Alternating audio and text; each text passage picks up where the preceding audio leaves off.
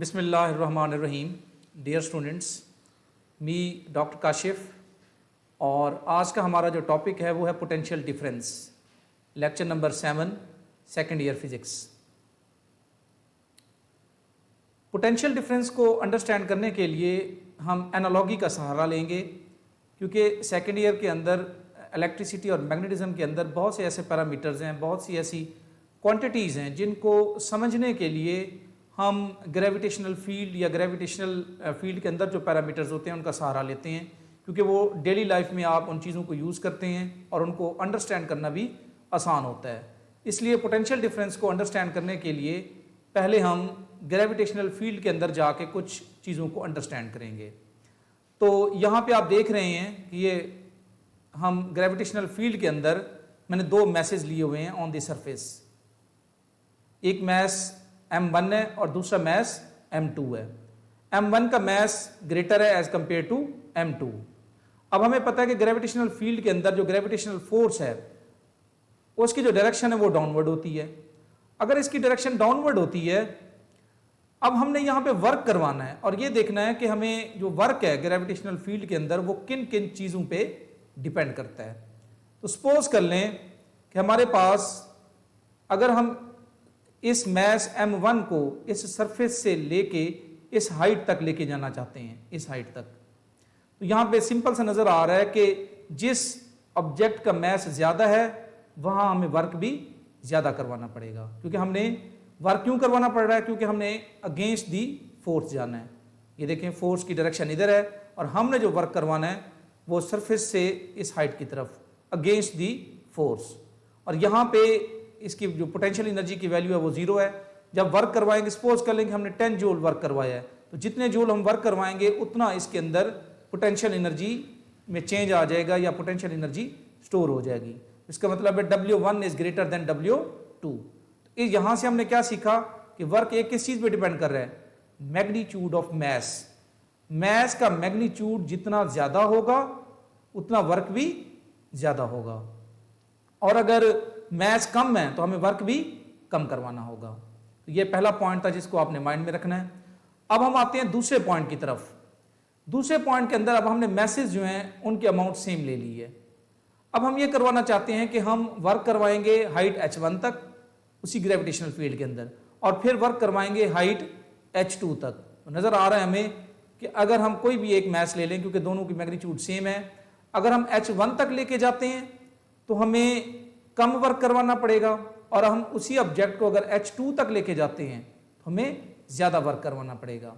तो यहां से हमने क्या सीखा कि वर्क जो है, इन दो पॉइंट से हमने ये रिजल्ट निकाला कि वर्क दो चीजों पे डिपेंड कर रहा है।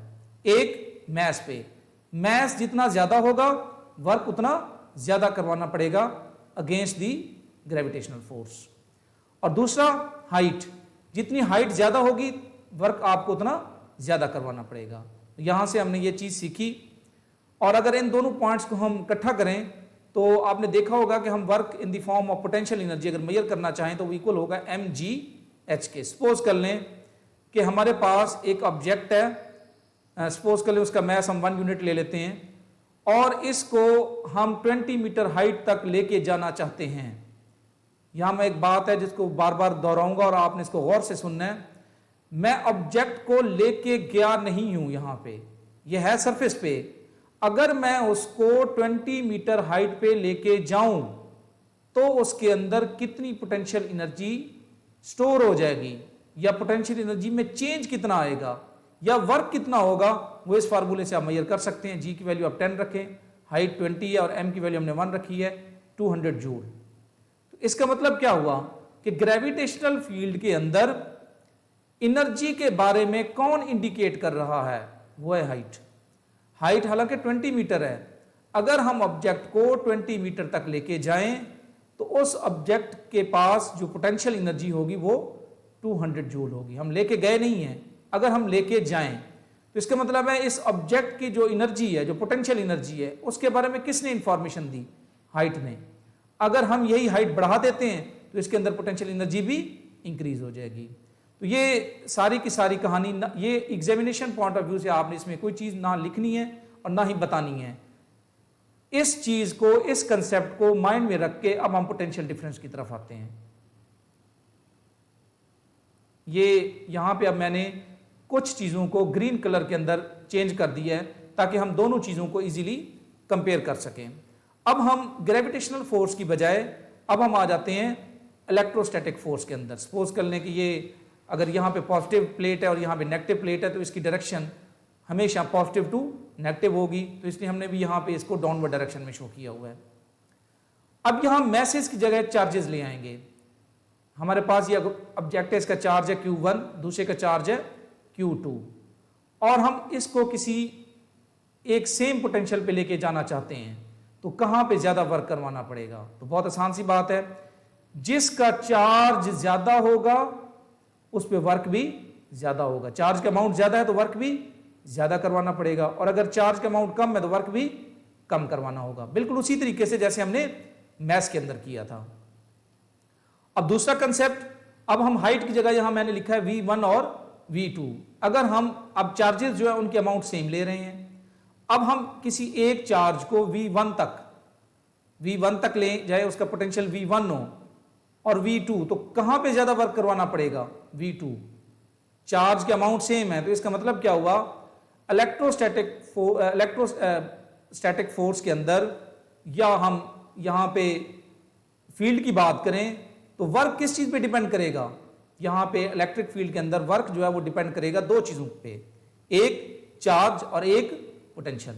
चार्ज जितना ज्यादा होगा वर्क आपको ज्यादा करवाना होगा, और पोटेंशियल डिफरेंस जितना ज्यादा होगा वर्क भी आपको ज्यादा करवाना होगा। तो बिल्कुल उसी तरीके से जैसे आपने पिछली एग्जांपल में पिछली डिस्कशन में हमने पिछली स्लाइड पे जो डिस्कशन की थी, उसको अगर आप कंपेयर करें इसके साथ, तो आप इजीली अंडरस्टैंड कर सकते हैं कि मैं असल में पोटेंशियल डिफरेंस के बारे में क्या बता रहा हूं। तो ये ऐसी है जैसे एनालॉजी है हाइट की। इसको थोड़ा सा और बेटर वे से अंडरस्टैंड करने की कोशिश करते हैं। सपोज कर लें कि हम चार्ज अगर 1 यूनिट ले रहे हैं, ये देखें यहां पे हमने लिया हुआ है। अब इस चार्ज को अगर मैं यहां पे सपोज कर लें, V की वैल्यू मैंने यहां पे 2 रखी हुई है, 2 volt.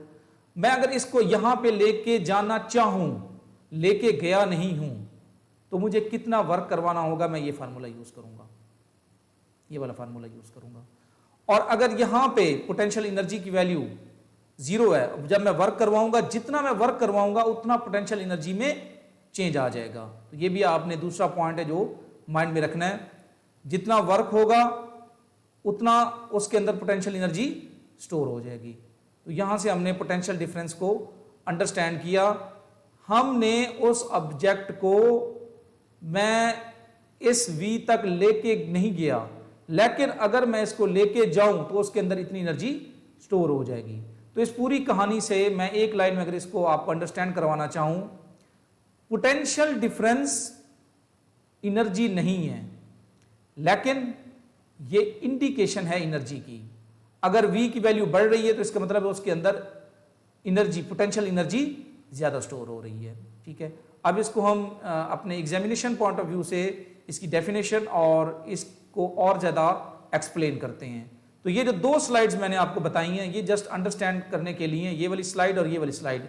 Examination point of view में ना तो यहां से आपने कोई स्लाइड बनानी है और ना ही कोई चीज यहां से ऐड करनी है, और ये वाली इक्वेशन बाद में यूज होगी, तो यहां से आपको पता होना चाहिए कि ये इक्वेशन हम क्यों यूज कर रहे हैं।